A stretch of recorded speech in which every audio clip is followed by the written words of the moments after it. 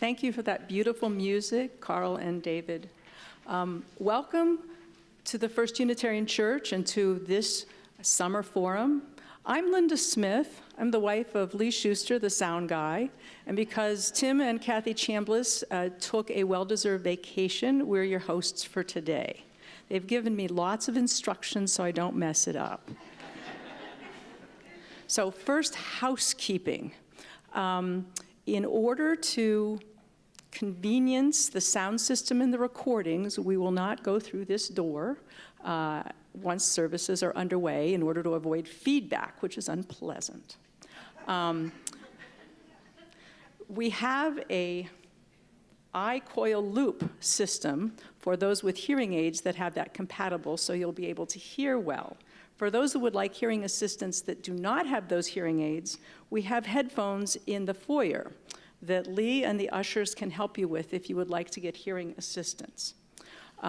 Further, we would like everyone else to turn off their cell phones so we don't have that impeding our hearing. Now that we've dealt with the audio issues, process. We're going to have a guest speaker, who I'll introduce in just a minute. I hope we're all excited about this. It looks like a very exciting program today. After the speaker, we will have some more excellent music, and we'll pass the plate.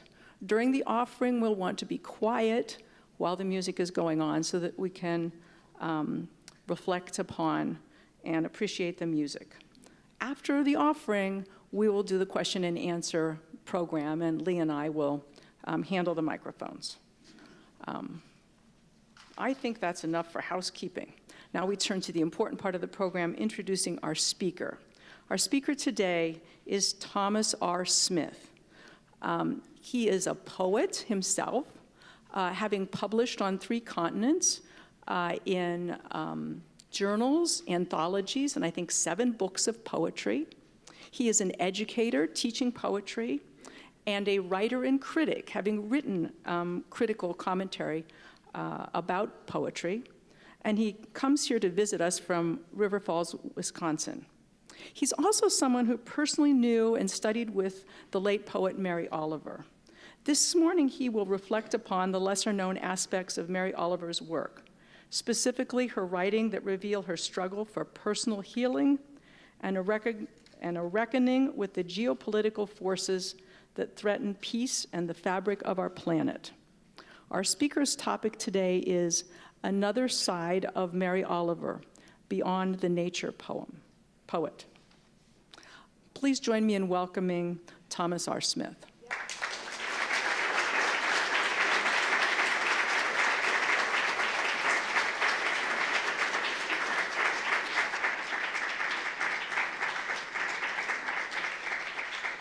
Okay, thank you very much. And thank you for the beautiful music. It's a real pleasure to be here, and I have to give special shout-out thanks to Mark Gardner, a friend of 20 or more years and fellow poetry aficionado who has helped me bring me out here. I should also note that out on the book table there are several copies of a handout that we've made up that will give you the sources of the poems I'm going to refer to today in Mary Oliver's voluminous works. So I don't know if I need to say any more than that. So I think the name of the talk today could easily have turned into something more like Mary Oliver and the Difficult, because all of the areas of subject matter that we're going to be looking at today are places where she has wrestled with the difficulties of personal and public life.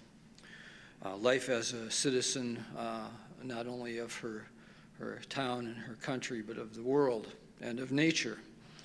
So Most of us know Mary Oliver from a couple of really famous poems, such as Wild Geese and The Summer Morning, which I think almost every literate American has come into contact with it at some point.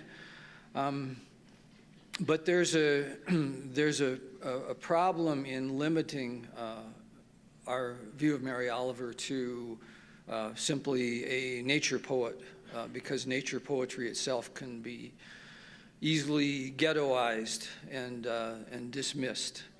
So what I'm here to do is show you another side of Mary Oliver's work, maybe a few other sides of her work. There's no doubt that she is primarily a nature poet, partly because temperamentally she was a very private poet and was not very interested in giving us the details of her individual life, and where she fit, with the universal world of nature was where she was interested in being as a writer, and that was what she was interested in bringing us primarily. But if you read through all of her work, which fills up a shelf of 30 or so books, you see a lot of other things going on, and they need to be recognized in order to grasp, what I would call the full and entire Mary Oliver. So we're going to try to do that a little bit today and work, a dozen or so poems into this discussion that you may not have encountered, especially if you know her primarily as a nature poet. So I'm going to talk and read back and forth. I've got a pile of papers here. I'll try to make it not too stiff and more conversational as much as I can. I'm going to go back to her early years and struggles to start out with. I'm going to talk a little bit about her relationship to geopolitical issues, and then also her responses to personal responses to aging and growing older. So that's the and maybe a little bit about her philosophy as an artist. We think that what she did looked so effortless and easy, but it was anything but. That's always the way it is with artists. You make it look easy, and that's part of the art, but there's difficulty behind that too. Can everybody hear me all right? Does this sound good? Okay. Yeah? You can hear me? Okay, good. Up there? All right, good. So I'm going to talk about her early years a little bit. By the way, in the handout, I've put together a sketchy chronology of her life, and it's sketchy because there's so much we still don't know about her. But I did my best to put together a list of some of the major dates for her. So she was born in 1935 in a semi-rural suburb of Cleveland. The few snapshots that we have of her suggest an intelligent, independent young woman who is quick to adopt a literary life as soon as the opportunity arises. As a matter of fact, in 1953, the day after she graduates high school, she makes the trip to Steepletop, which I think Steepletop is New Hampshire, which was the home of the poet Edna St. Vincent Millay, and basically takes up residence there for 6 or 7 years. It's unclear I haven't been able to piece together from interviews how long exactly she was there, so there's a question mark on the chronology. But the important thing is, the day after she graduates high school, she gets the hell out of Dodge. She is out of there. So she becomes, by her account, the assistant to Edna St. Vincent Millay's sister and literary executor.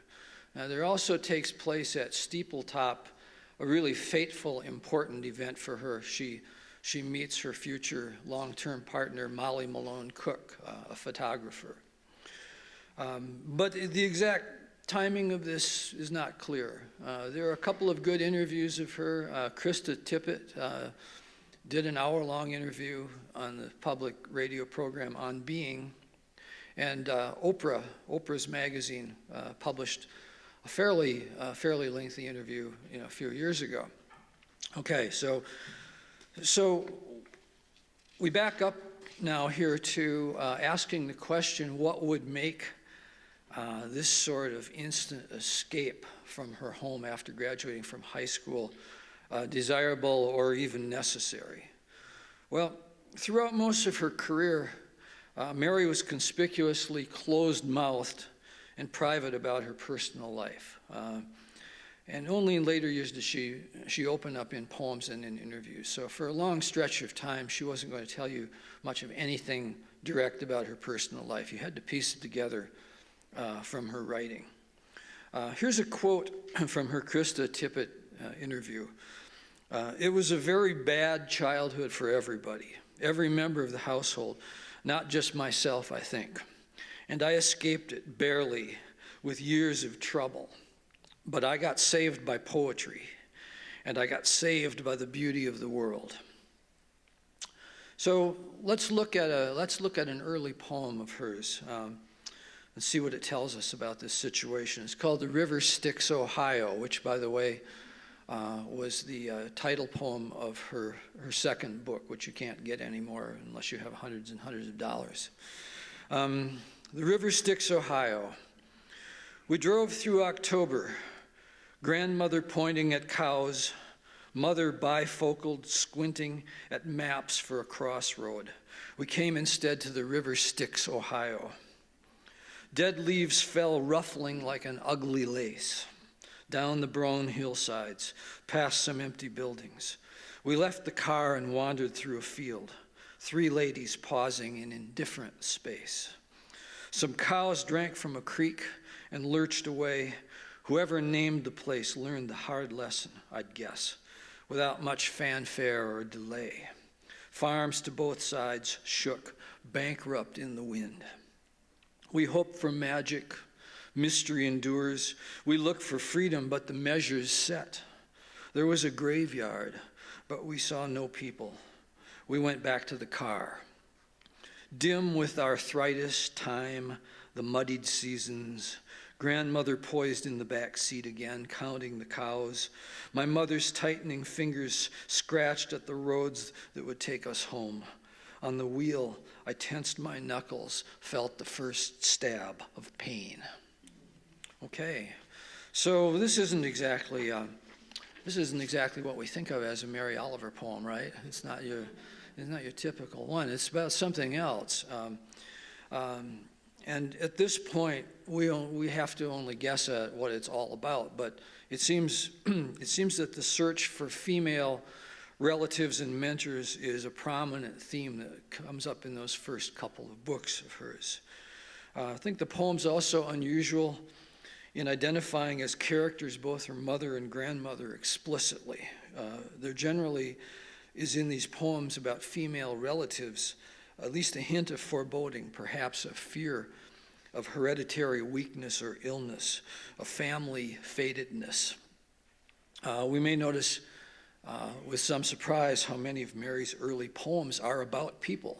So that's a shift that takes place after she comes into the Mary Oliver that we know better. Fewer of them are about people, and more of them are about animals and plants and weather. So there's a strange sense of danger or even doom in this poem. I don't think it's only in the looming shadow of hereditary arthritis. There's some weakness in the feminine line of defense hinted at here, and Mary has amply suggested that her mother was not strong enough to offer her daughter a kind of existential protection. So, as often happens in such situations, the young Mary found an ally and an imaginary companion, which she calls in our next poem, Aunt Leaf. So this is Aunt Leaf. Needing one, I invented her, the great-great-aunt, dark as hickory, called shining leaf or drifting cloud or the beauty of the night. Dear aunt, I'd call into the leaves, and she'd rise up like an old log in a pool. and whisper in a language only the two of us knew, the word that meant follow. And we'd travel cheerful as birds out of the dusty town and into the trees where she would change us both into something quicker. Two foxes with black feet, two snakes green as ribbons, two shimmering fish, and all day we'd travel. At day's end, she'd leave me back by my own door with the rest of my family who were kind but solid as wood and rarely wandered, while she, old twist of feathers and birch bark, would walk in circles wide as rain and then float back, scattering the rags of twilight on fluttering moth wings. Or she'd slouch from the barn like a gray opossum, or she'd hang in the milky moonlight, burning like a medallion. This bone dream, this friend I had to have, this old woman made out of leaves. So, yeah, quite a poem. If you know and love the poems of James Wright, Mary Oliver considered James Wright one of her early mentors, and James Wright, in his later correspondence, remarked that Aunt Leaf was one of his favorite poems. So, this and other early poems suggest a threat that Mary isn't ready to name outright. You notice in this poem that she describes her family as kind, and I find that very strange in light of what comes a little bit later. Let's see, I don't think I'll say anything more about that, except that the name of the threat by now is already known to her, although she's not telling us what it is. So Aunt Leaf appears in her third collection, 12 Moons, published in 1979, and that's the book in which she begins to find her mature voice, the voice of Mary Oliver as we've come to know her. The early books are quite formal in style, rhymed, metered, and they're nothing like what we think of as the voice of Mary Oliver now. So it was a common stage of apprenticeship for poets of her generation to go through a formal phase. And then abandon it to the wilds of free verse. So Aunt Leaf is a kind of threshold figure of her imagination as conjured up from the natural world. If there's a threat in her life, such allies, we could call them ancestral nature spirits, will help to protect her from it. We will glimpse the threat more clearly in poems to come in a few years. So she's working towards something. And as it happens, the threat surfaces in its most explicit expression in her fifth book, Dreamwork, in 1986, when she is past the age of 50. So here is Rage from Dreamwork. And this is coming 5 or 6 years after the poem I just read you, presumably. You are the dark song of the morning, serious and slow. You shave, you dress, you descend the stairs in your public clothes and drive away. You become the wise and powerful one who makes all the days possible in the world. But you were also the red song in the night, stumbling through the house to the child's bed, to the damp rose of her body, leaving your bitter taste. And forever, those nights snarl the delicate machinery of the days. When the child's mother smiles, you see on her cheekbones a truth you will never confess. And you see how the child grows timidly, crouching in corners. Sometimes in the wide night, you hear the most mournful cry, a ravished and terrible moment. In your dreams, she's a tree that will never come to leaf. In your dreams, she's a watch you dropped on the dark stones till no one could gather the fragments. In your dreams, you have sullied and murdered, and dreams do not lie. So there you have it. That's it. I remember when Dreamwork was published, It seemed a startling departure in its concentration on personal and psychological themes. Dream work also turns toward a deeper consideration of the world of human affairs and matters of justice, both personal and social. Oliver was clearly touching on deeply felt personal matters, though we have little basis for determining to what degree they may be autobiographical.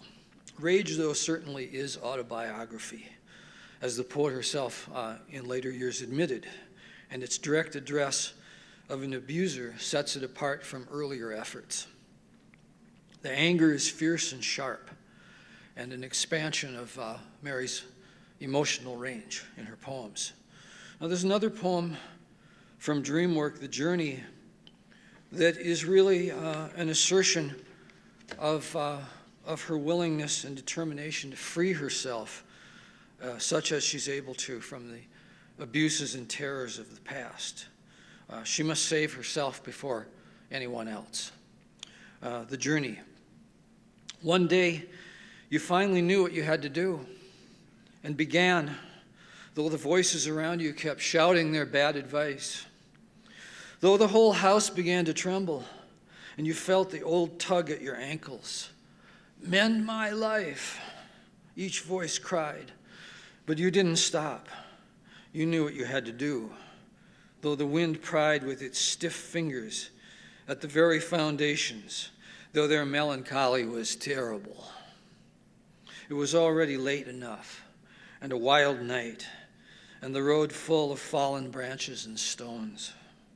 But little by little, as you left their voices behind, the stars began to burn through the sheets of cloud, and there was a new voice, which you slowly recognized as your own, that kept you company as you strode deeper and deeper into the world, determined to do the only thing you could do, determined to save the only life you could save.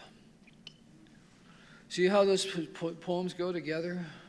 Just that early sense of threat, the need for the imaginary spiritual companion guide, and then finally the admission and the determination to move beyond the abuse. So these moments in her work are easily missed. So you have to put them together like this to bring them out. And I think that if you want the answer to why she left home the day after high school graduation, we've just heard a lot of it. These poems prefigure a directness that she won't bring to public discussion of her poems for many years yet. So I think this makes Dreamwork one of her most significant breakthrough moments. It's one of her most important books. Before turning elsewhere, there's one more poem from this period that I would like to look at. It's called Members of the Tribe. She didn't choose to reprint this in either of her selected poems, and I think it's always significant when a poet makes that choice to leave something out as well as to include something. There's an important piece of the puzzle here, and she let this one drop out. So we don't know much about this, but I can't imagine that this isn't autobiographical. Members of the tribe. Ahead of me, they were lighting their fires in the dark forests of death. Should I name them? Their names make a long branch of sound. You know them. I know death is the fascinating snake under the leaves, sliding and sliding. I know the heart loves him too, can't turn away, can't break the spell. Everything wants to enter the slow thickness, aches to be peaceful finally and at any cost, wants to be stone. That time, I wanted to die. Somebody was playing the piano in the room with me. It was Mozart. It was Beethoven. It was Bruckner. In the kitchen, a man with one ear was painting a flower. Later, in the asylum, I began to pick through the red rivers of confusion. I began to take apart the deep stitches of nightmares. This was good human work. This had nothing to do with laying down a path of words that could soften or throttle the human heart. Meanwhile, Yeats, in Love and Anger, stood beside his fallen friends. Whitman kept falling through the sleeve of ego. In the back fields beyond the locked windows, a young man who couldn't live long and knew it was listening to a plain brown bird that kept singing in the deep leaves, that kept urging from him some wild and careful words. You know that important and eloquent defense of sanity. I forgive them their unhappiness. I forgive them for walking out of the world. But I don't forgive them for turning their faces away, for taking off their veils and dancing for death, for hurtling toward oblivion on the sharp blades of their exquisite poems, saying, "This is the way." I was, of course, all that time coming along behind them and listening for advice. And the man who merely washed Michelangelo's brushes, kneeling on the damp bricks, staring every day at the colors pouring out of them, lived to be 100 years old. Whoa. Okay. Well, can't comment on that much because we don't really have her word on how or when that took place. But it seems very possible that the breakdown reported in the poem is connected somehow to the effects of childhood abuse mentioned in the earlier poems. We're going to really have to wait until a biographer helps us out with all of this to really know. We only have guesswork to go on. But certainly this poem is significant in revealing the depth, extent, and emotional stakes of the struggle and the way it marked Mary Oliver and her approach to art. So I want to shift from that concentration on personal struggle to Mary's reckonings with the world, the world of larger geopolitical events, because this also is another kind of minority strand of her poems, and if you don't pay attention to where it comes in, and you're kind of not getting the picture as it stands. So I'm going to look at a poem called Acid. And let that open up this discussion for us. Acid.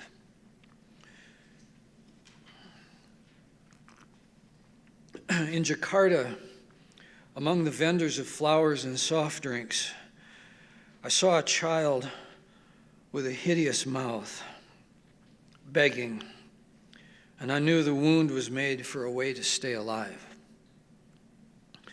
What I gave him wouldn't keep a dog alive. What he gave me from the brown coin of his sweating face was a look of cunning. I carry it like a bead of acid to remember how once in a while you can creep out of your own life and become someone else. An explosion in that nest of wires we call the imagination. I will never see him again, I suppose. But what of this rag, this shadow, flung like a boy's body into the walls of my mind, bleeding their sour taste? Insult and anger, the great movers. Don't you wish she was still alive right now and writing about the things that are going on? Maybe Maybe she was, maybe she wasn't. She just died in January, but no new book of hers had come out for a few years, which is unusual because we were gifted with a book every year or two for a while, and afraid we got addicted. So Acid, also from Dreamwork, is one of several poems that take a hard, honest look at poverty and how it marks the lives of those condemned by inequality to struggle for day-to-day physical survival, and no matter how extreme the mutilations may be. You know, this is something that I think you can still see traveling around some of the more third world countries. I mean, I even saw it in Spain, I think. Children that were intentionally crippled for begging purposes. So we could suspect that Mary recognizes in the disfigured boy some distortion or disfigurement of her own being, against which she maintains a struggle for survival through her art, which path can be oddly disfiguring in its own way. These poems always have a metaphorical dimension. They're never only about one thing, not the good ones anyway. So in spite of poems like Acid, which there are a few of in her work, mostly poems from travel, she takes a while before she's willing to take on domestic politics dramatically. Red Bird,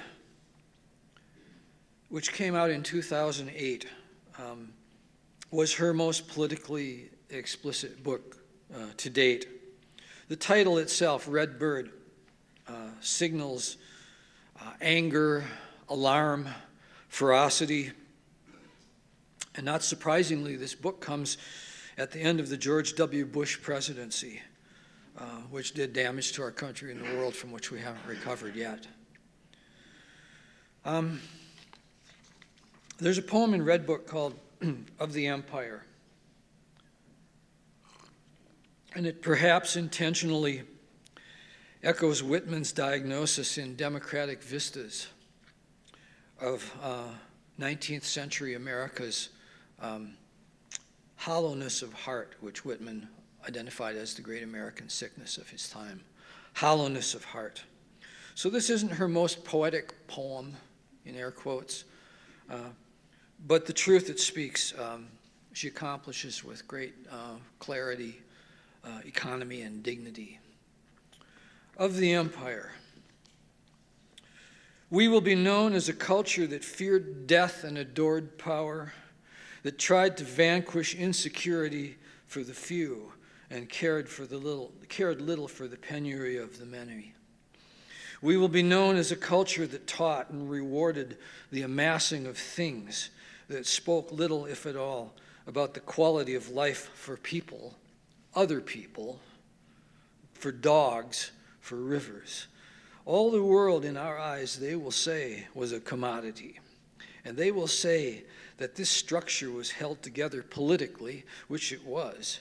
And they will say also that our politics was no more than an apparatus to accommodate the feelings of the heart, and that the heart in those days was small and hard and full of meanness.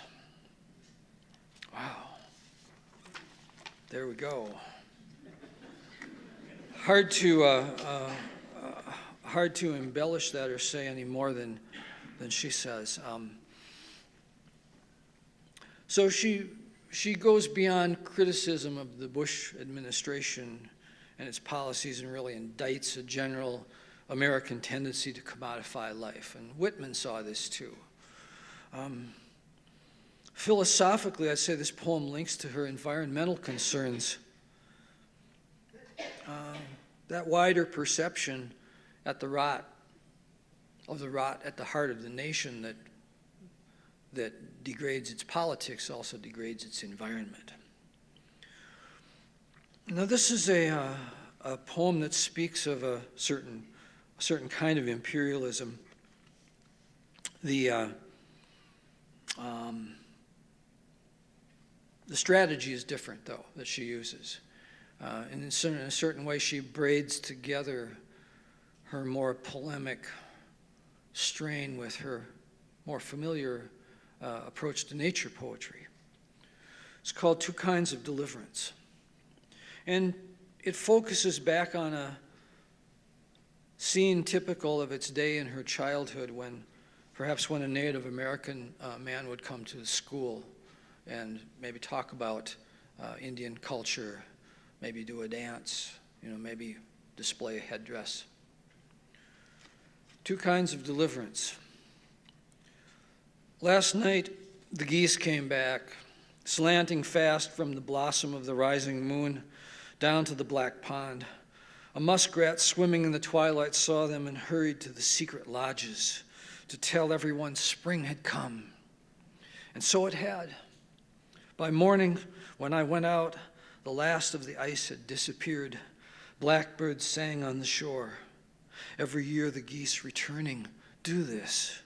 I don't know how. The curtains opened, and there was an old man in a headdress of feathers, leather leggings and a vest made from the skin of some animal. He danced in a kind of surly rapture, and the trees in the fields far away began to mutter and suck up their long roots. Slowly they advanced until they stood pressed to the schoolhouse windows. I don't know lots of things, but I know this. Next year, when spring overflows the starting point, I'll think I'm going to drown in the shimmering miles of it. And then one or two birds will fly me over the threshold. As for the pain of others, of course it tries to be abstract. But then there flares up out of a vanished wilderness like fire, still blistering, the wrinkled face of an old Chippewa, smiling, hating us, dancing for his life.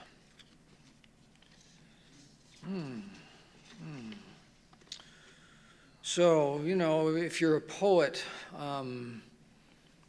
you would gladly pay $50 to have written a phrase such as surly rapture, dancing in a surly rapture. Wow. That's the whole poem in a nutshell. We don't see Mary often as an engaged, participating citizen as such in her poems. We usually think of her as just being the solitary kind of hermit monk who is walking around with her pencil and paper and just scribbling her poems out in the woods.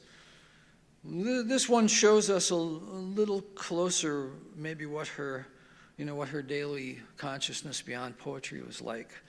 It's from a late book called 1,000 Mornings. See, she started to bring all of these things into her work, later on. It's almost as if she had to start from a base. Rilke says, I live my life in growing circles that move out over the things of this world. And that's what she's doing too. Most artists do that. They just are able to reach farther and farther, longer they go. The morning paper. Read one newspaper daily. The morning edition is the best, for by evening you know that you at least have lived through another day.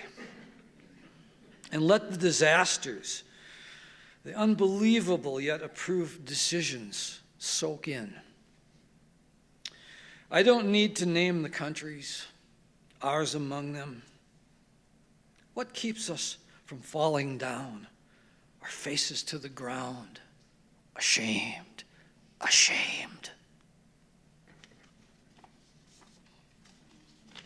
All right. So I think I'll leave this part of our little excursion right here. These poems at least will serve to suggest the true reach of her sphere of concerns. She's defending in her poems, whether explicitly or implicitly, the rights of women, LGBTQ, and her love poems, which came late, indigenous people of the Americas and the Third World, and the victims of poverty and war worldwide. That, with less recognition, has paralleled her advocacy for the natural world, but I think that the two things are one thing. Her work, seen whole and entire, recognizes a single struggle for the well-being and integrity of all creatures, non-human and human alike. So one of the last areas that I want to touch on here is her own encounters and her own reckoning with the fact of personal aging and mortality. And of course, as you would expect, these come out later in her work. You don't see much of them in the early books. In the early books, you're seeing a struggle with just coming to terms with the fact of killing and predation as it operates in nature and the natural world, and how we fit into all of that, because we're such ardent death avoiders. At least we're avoiding the fact of our own death. We're fine with inflicting it on others.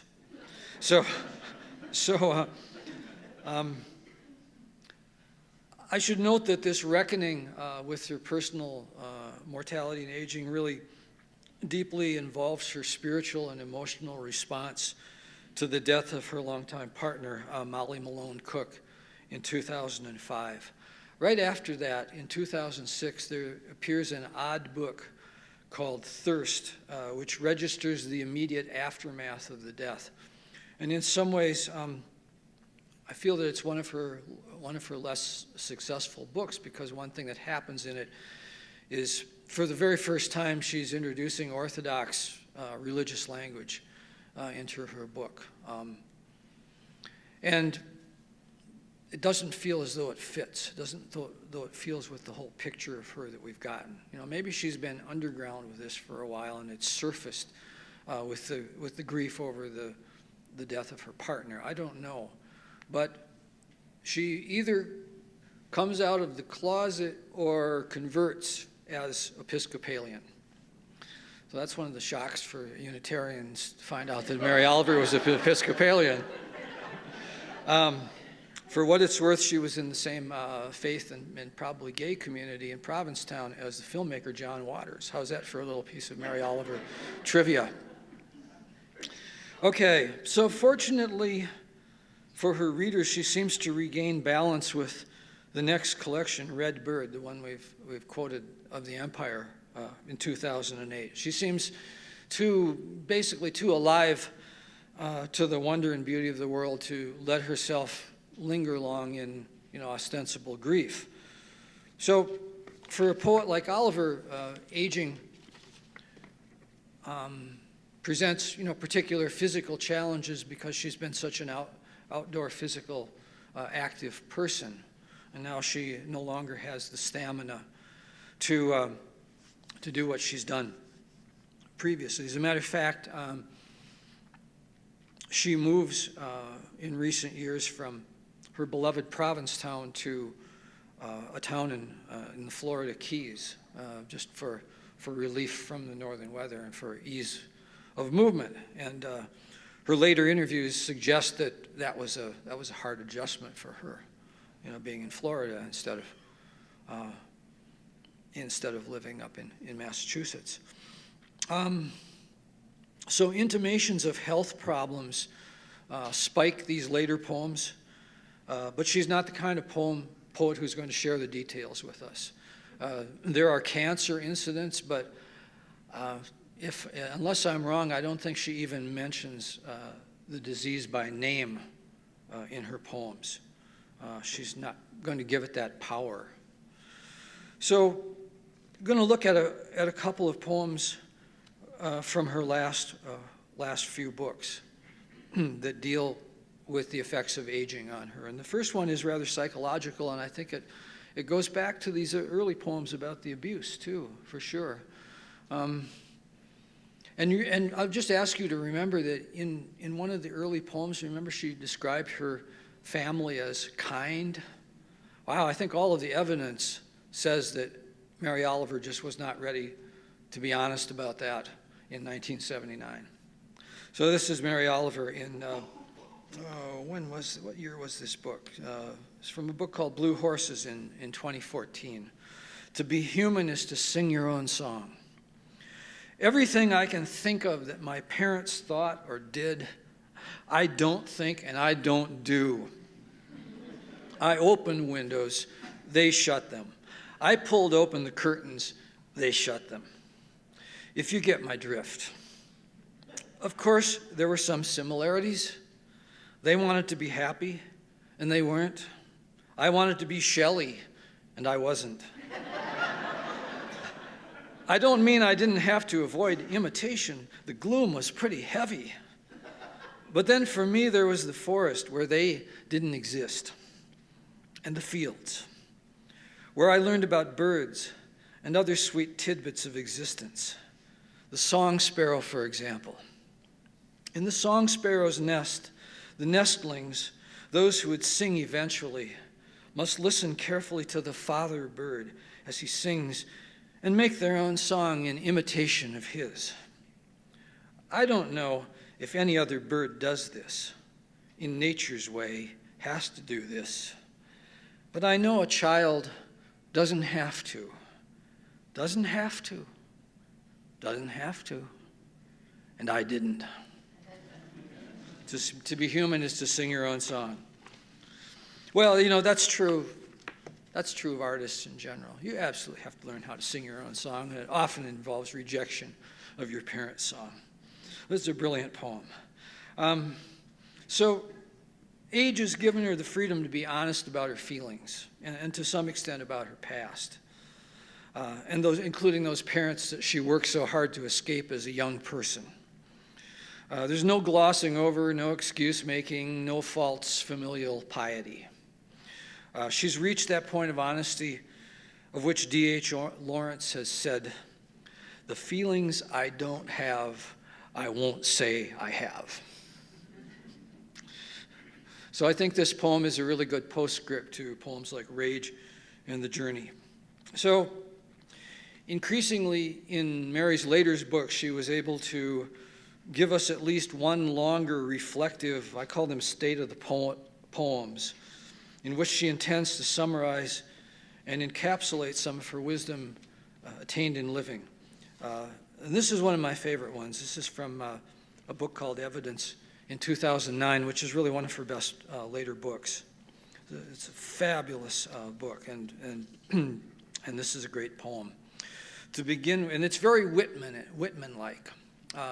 In later years, another thing that happened to her was that she was able to really acknowledge and show us the extent of her debt to Whitman. So she writes poems in kind of loose-jointed, long-limbed lines that are very Whitman-esque. To begin with, the sweet grass. It's in several parts, and I'll just pause a little bit between each part. To begin with, the sweet grass. Will the hungry ox stand in the field and not eat of the sweet grass? Will the owl bite off its own wings? Will the lark forget to lift its body in the air or forget to sing? Will the rivers run upstream? Behold, I say, behold, the reliability and the finery and the teachings of this gritty earth gift. Eat bread and understand comfort. Drink water and understand delight.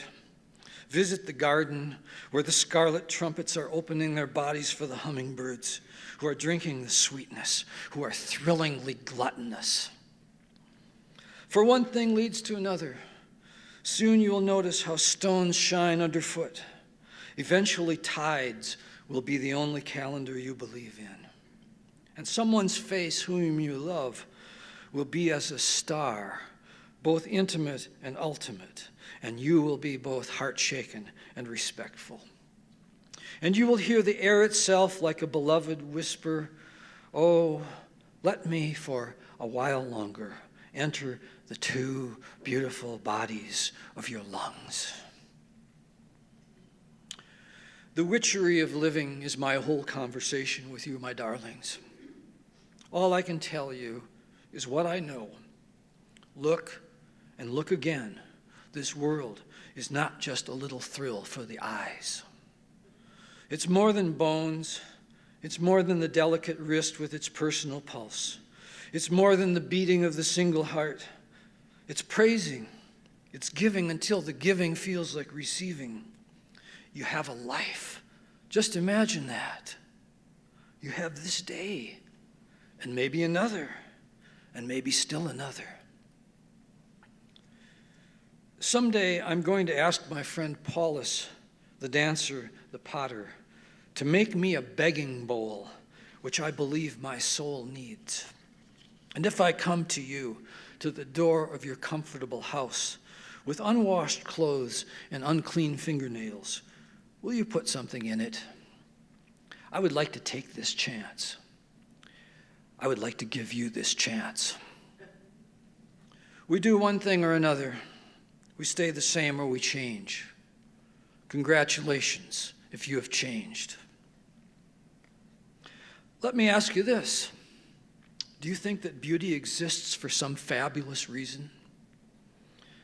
And if you have not been enchanted by this adventure, your life, what would do for you? What I loved in the beginning, I think, was mostly myself. Never mind that I had to, since somebody had to. That was many years ago. Since then, I've gone out from my confinements, though with difficulty. I mean the ones that thought to rule my heart. I cast them out. I put them on the mush pile. They will be nourishment somehow. Everything is nourishment somehow or another. And I've become the child of the clouds and of hope. I've become the friend of the enemy, whoever that is. I've become older and cherishing what I have learned. I've become younger. And what do I risk to tell you this, which is all I know? Love yourself. Then forget it. Then love the world.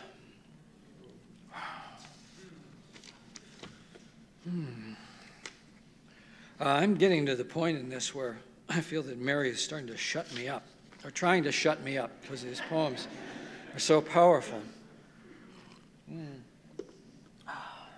My talk here lasts for about 10 more minutes.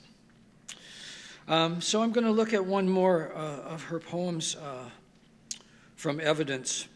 It was given pride of place in its closing position, and it's another poem about being older. It's called Another Summer Begins. Summer begins again. How many do I still have? Not a worthy question, I imagine. Hope is one thing, gratitude another, and sufficient unto itself. The white blossoms of the shad have opened because it is their time to open. The mockingbird is raving in the thorn bush. How did it come to be that I'm no longer young, and the world that keeps time in its own way has just been born? I don't have the answers. And anyway, I've become suspicious of such questions. And as for hope, that tender advisement, even that I'm going to leave behind. I'm just going to put on my jacket, my boots. I'm just going to go out to sleep all this night in some unnamed flowered corner of the pasture. So there's a lot of her wisdom of living in just those lines. Hope is one thing, gratitude is another, sufficient unto itself. So she's saying that when one has lived deeply, one should have built up a reservoir of gratitude, and in the face of diminished prospects of life, we can hope that gratitude will be sufficient to the moment. I think she gives us a Whitman-esque picture of herself at the end She's donning boots and coat to find an unnamed pasture to sleep in. And never mind the suggestion of death. I think we can well imagine that Whitman's open road passes quite near that pasture, a road that she herself has followed her whole life. Just as a postscript to the subject of age and mortality, once in 2007, when I had the chance to meet Mary after a reading in Minneapolis, I exclaimed to her in a transport of enthusiasm, also referring to the famous longevity of an old Provincetown poetry mentor of hers, Stanley Kunitz, who had lived to be 100. I said, "I hope you live as long as Stanley Kunitz." And I remember how she deflected my exuberance with very considered reply. She said, "In my own way." All I could say was, "In whatever way you wish." So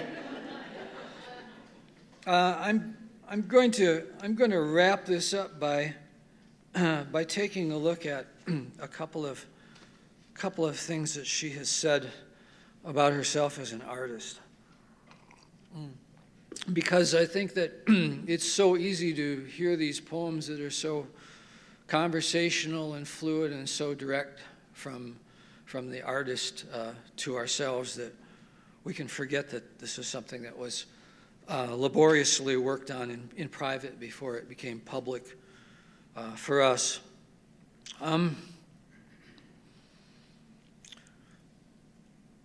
A couple of years ago, I co-taught with a Unitarian minister friend of mine, Ted Tollefson, in Minnesota, a week-long summer camp class called The Gospel of Mary Oliver. Well, I let him take most of the gospel stuff.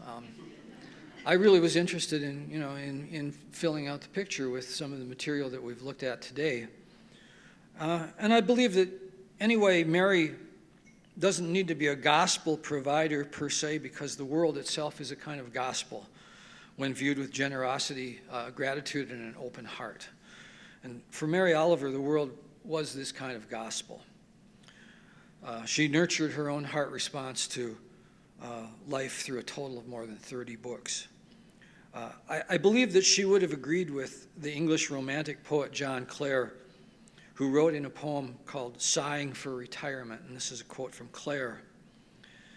He's a neglected, an underread, underrated English romantic from the 19th century, if you don't know his work.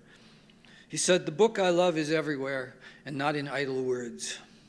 The book I love is known to all, and better lore affords. I never feared the critic's pen to live by my renown. I found the poems in the fields and only wrote them down." I think that's something that Mary Oliver would agree with. And I wanted to just wrap this up with a couple of quotes from her about her philosophy of writing. This is from an essay called "The Swan" from 1999. She set down 3 rules that guide her poems. So this was her credo. And by the way, I've copied these 2 quotes out on the handout sheet, if you want to get a hold of them. "Every poem I write," I said, "must have a genuine body, it must have a sincere energy, and it must have spiritual purpose.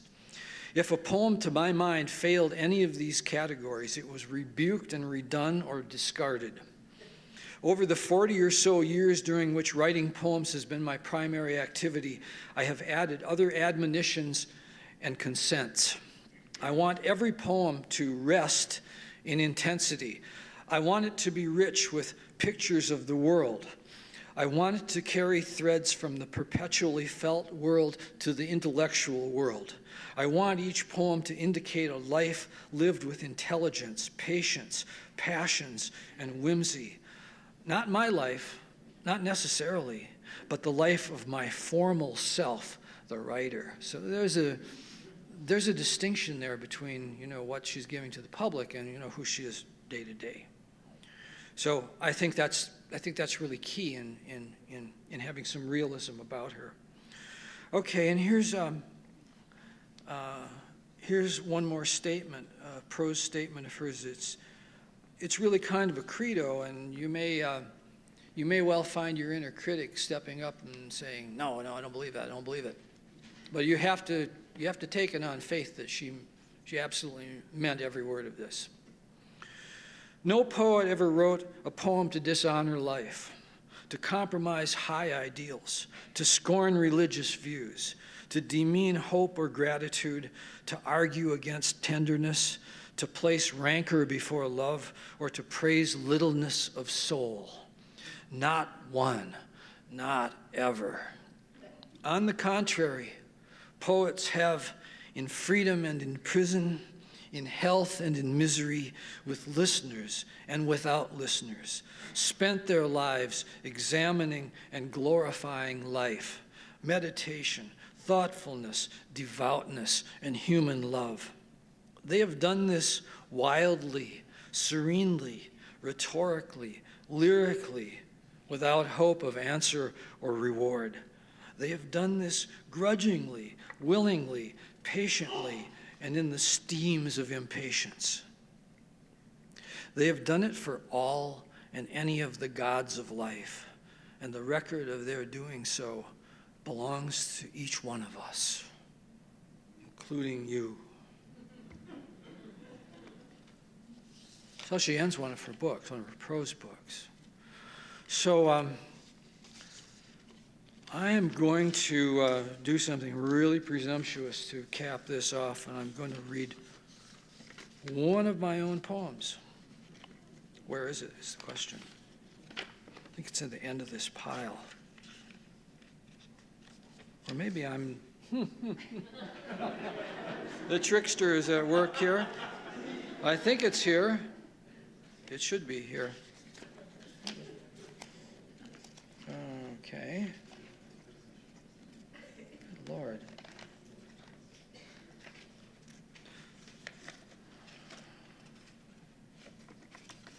Is this possible?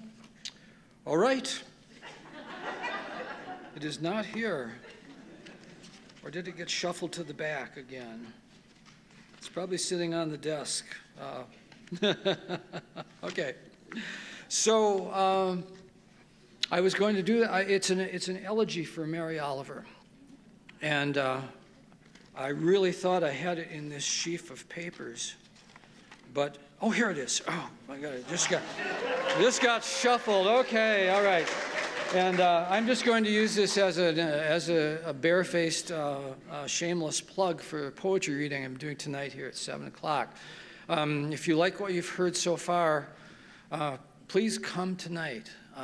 I've never had a chance to read my poems this far west, and certainly not in Salt Lake City, and certainly not for Salt Lake City Unitarians. So please come, because you never know if these things will happen again, and I guarantee I won't disappoint you. So this is called Mary Oliver, and I wrote it as an elegy. It quotes a poem of hers called Logos, and here are the lines from Logos.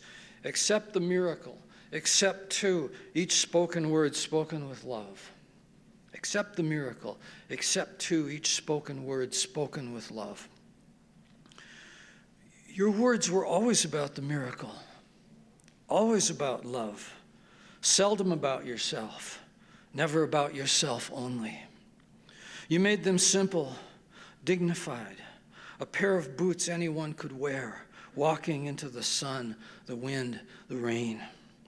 A book of poems every year or two, one of those blessings we came to take for granted, seeming to defy your vision of stepping inside that bear's cottage, death. It's a mystery and a glory how we can conjure forever out of this dust we are. I didn't really believe you were immortal, and at the same time I did. You were always in flowers. You were always the bride. Whether lying down to sleep in a springtime meadow or walking toward the altar with your beloved, amazement. You are walking now, accepting the miracle in some meadow of galaxies, bouquets beyond counting, the universe has brought to your wedding. So thank you very much. And now, last questions later.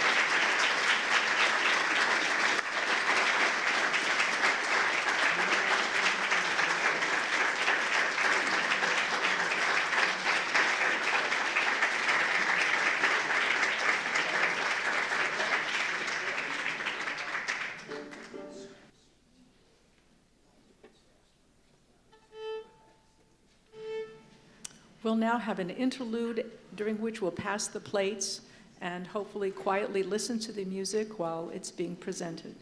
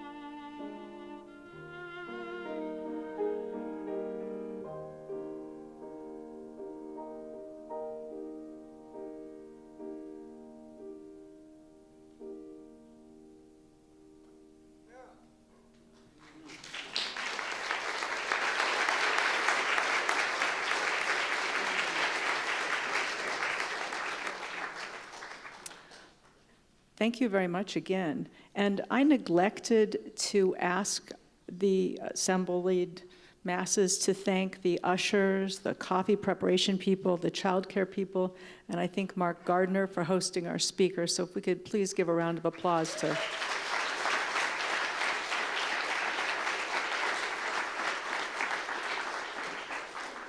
Now we come to the question and answer period, and we hope the questions end with a question mark.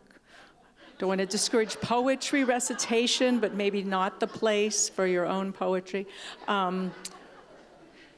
Lee and I will alternate sides of the hall.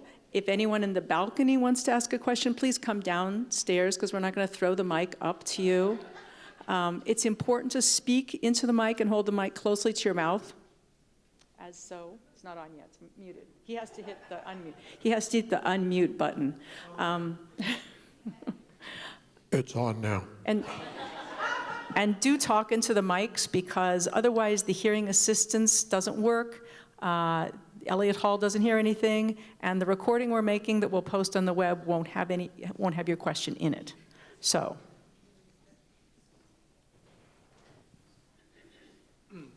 Well, before I go any further, I have to also thank Sue and Dave Click for their wonderful hospitality. Thank you. Fantastic. Didn't want them to go unmentioned here. Okay. Question.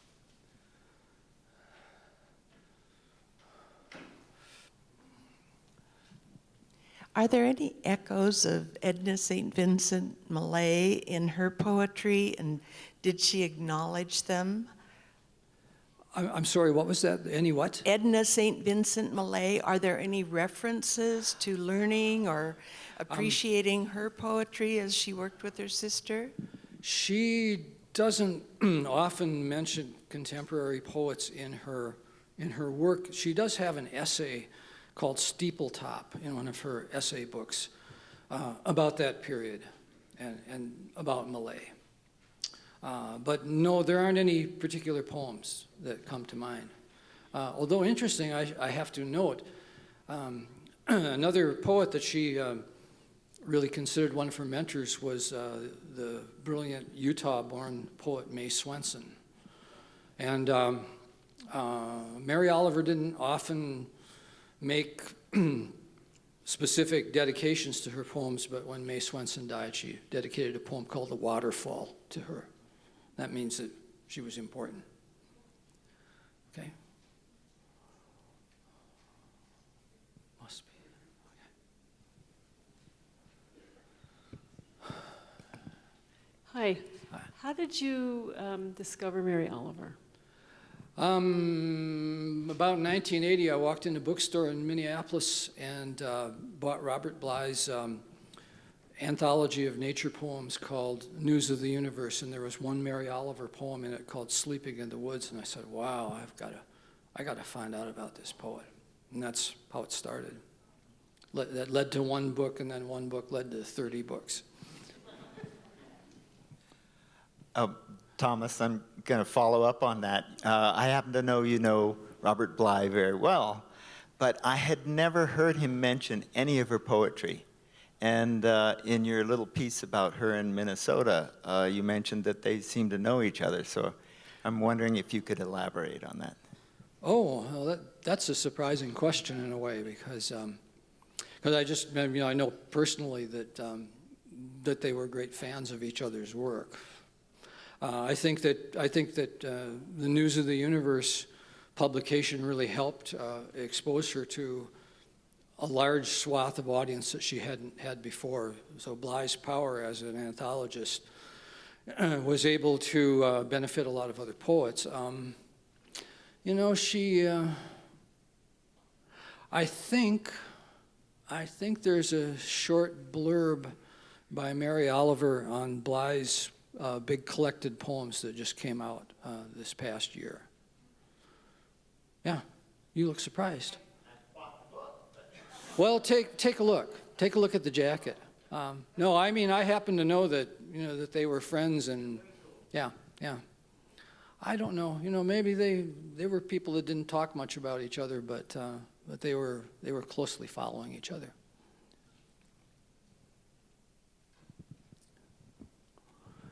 Thank you for a delightful talk. I appreciate much of that was new information for me. Okay. It felt like, as you shared some of her early writing, that we had snuck into her bedroom and got the journal of where she kept her feelings as she worked through the abuse that she'd had in her life. Just any comment on that? Well, I imagine, I wonder if she would even like like hearing that. Probably not.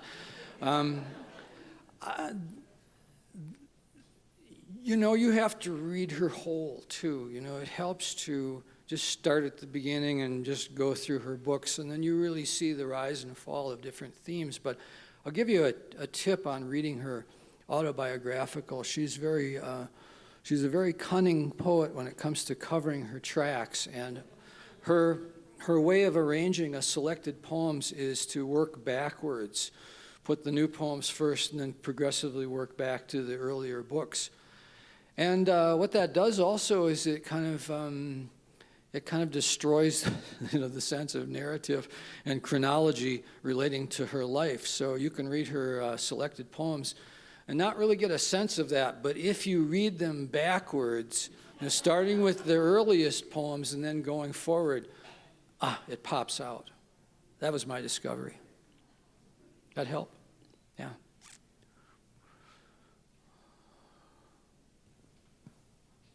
I mean, I'm just going to add, she was such an intensely private poet. I feel in some ways, something like this is almost kind of an invasion of her privacy. But on the other hand, she talked about it to Krista Tippett and Oprah. So, and the biographers are coming. So what can we do? Oh, I was just going to ask about biographies. You said we'd have to wait for one, and you seem to know the most about her. And it also strikes me you'd need an eminent poet to actually write a biography of another poet. Why don't you do it? Because life is too short.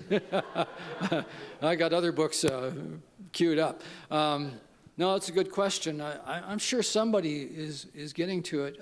It's strange how little critical the material there is on her, and I think it's partly because she's been so popular that some of the critics, especially the more academic critics, have tended to dismiss her. That's the tendency. You're popular, we'll just ignore you. There is one book I know about her work, and that's all, just one book. It's a little book written by, I think, a Methodist minister. It's called The God of Dirt, and it's a really interesting little examination of her vision of the divine in nature. It's a really good book, The God of Dirt. Yeah. I'm all new to this person, and thank you Okay. for enlightening me. How and when did she die? She just died in January of some kind of cancer. And, what's that? A little more myth-busting here for anybody that thinks that Mary Oliver is some kind of, exemplary. No, that's not fair. But here's the shock. The shock was when I met her, found out she was a chain smoker. So I mean, you wouldn't imagine Mary Oliver particularly being a chain smoker. So I don't know if it was, lung related or what. There just hasn't been. She didn't say anything about it publicly. Who knows how many years?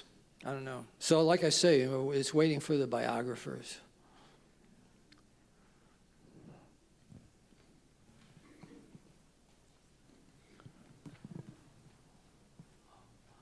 Thank you for a terrific talk. Oh, you're welcome.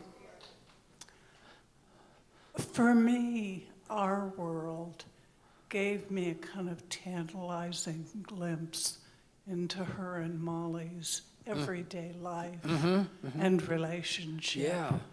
I wondered what your thoughts were on that. How so? In what sense? What was Of your that book? reaction to our world? Yeah. It was. Oh yeah, it was one of her later books. It's Molly was a photographer, so it's a collection of Molly's photographs with Mary's commentary. So it's kind of a unique book, because it's a little bit more about the specifics of their time together. I just think that's a really important book for putting the pieces together. Thank you. I do There's all kinds of interesting little biographical stuff. For instance, Molly, for one stretch of time was personal secretary to Norman Mailer.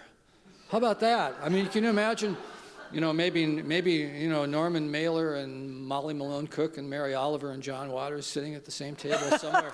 I don't know. I mean, why not? It'd be fun. I'd like to be a fly on the wall for that conversation. the perfect dinner party. Yeah. No, it's really a good book, and the photographs are beautiful. Yeah. Anything else? Okay. Okay. Thank you very much for your introduction. I tend to be an engineer. I'm interested in things. Yes. Okay. And yet I have a passion for the outdoors. Okay. And I'd like to think I like other people. That said, I have a feeling that you might introduce me to a different world from what I'm used to. And I know I need to go beyond one book, but especially with your advice. But what book would you recommend for a person not particularly inclined towards poetry who would like to be? I'm glad somebody asked that question. Thank you. It's good. It's a good question. Well, if you're just starting with her, go get the book called Devotions. It's the last book she published. It's about this thick, and it's her last selected poems. Covers her whole career. It's about 400 pages.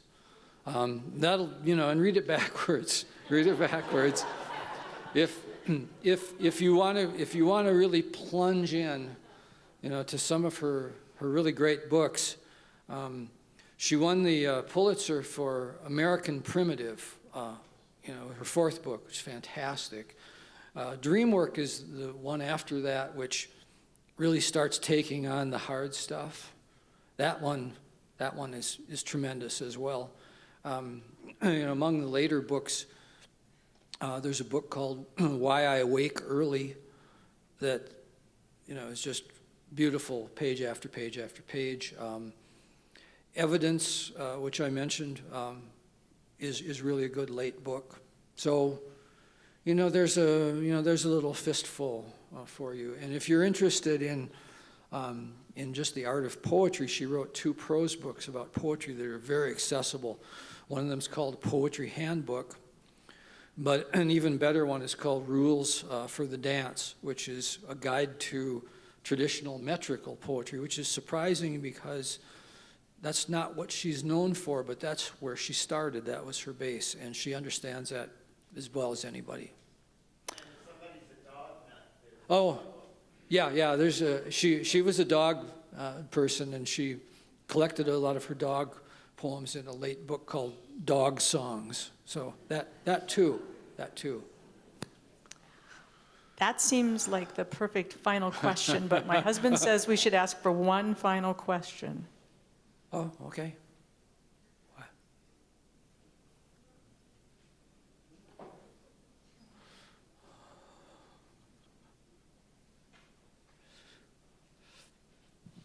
I'm going to cheat and ask another question.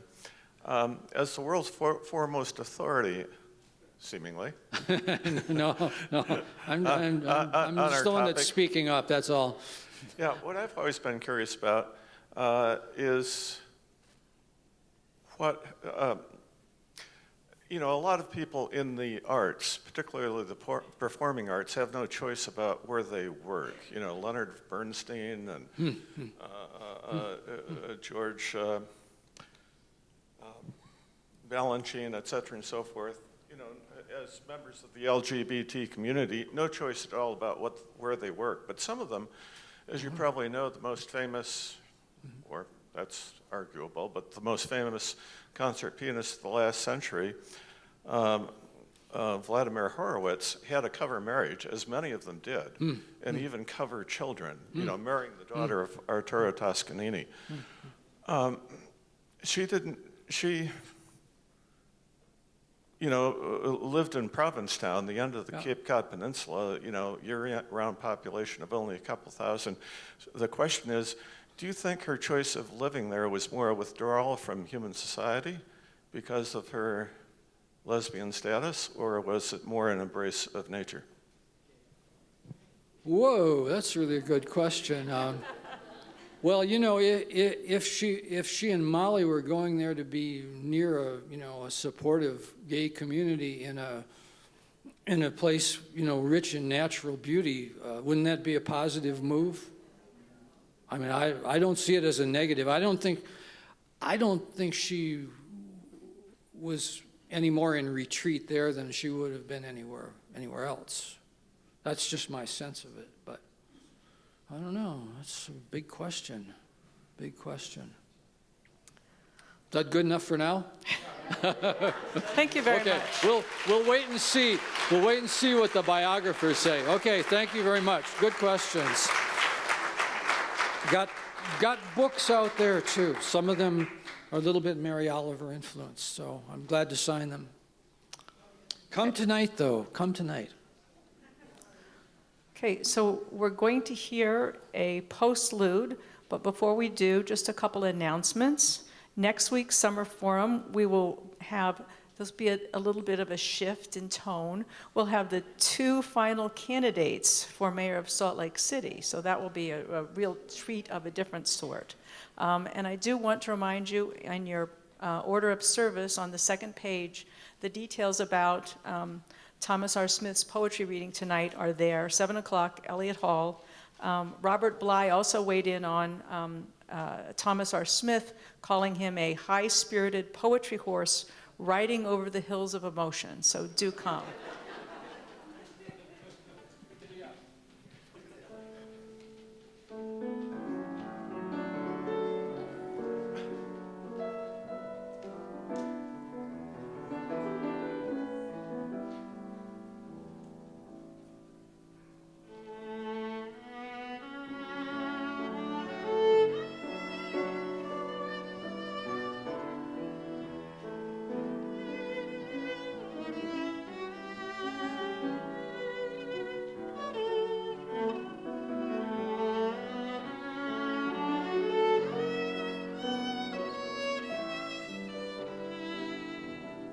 I'm sorry, let's start over. I completely missed it.